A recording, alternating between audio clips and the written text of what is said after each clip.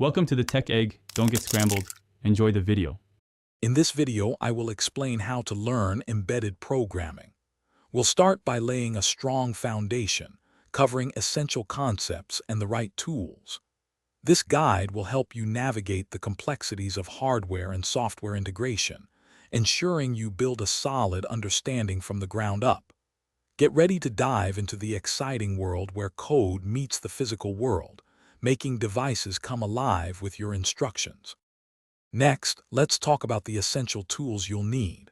A good development board is your starting point for practical application.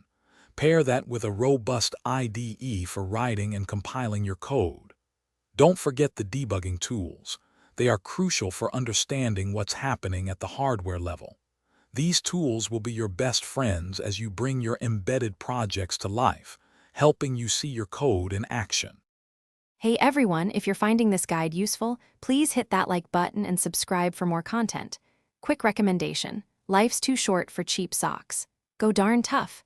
They come with a lifetime warranty and are incredibly comfortable, perfect for those long coding sessions.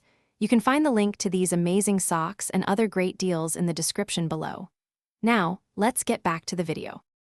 Now, let's focus on the programming skills.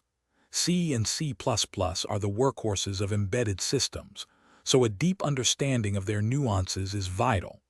Learning how to directly interact with hardware registers and handle interrupts will give you powerful control.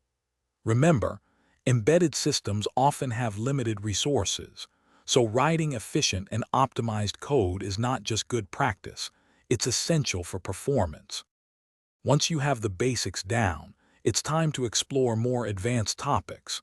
Diving into real-time operating systems will help you manage multiple tasks efficiently. Understanding various communication protocols is key for devices to talk to each other. The best way to solidify your knowledge is by building projects. Start small, like blinking an LED, and then challenge yourself with more intricate designs. Thanks for watching. Consider subscribing if I helped unscramble your problems.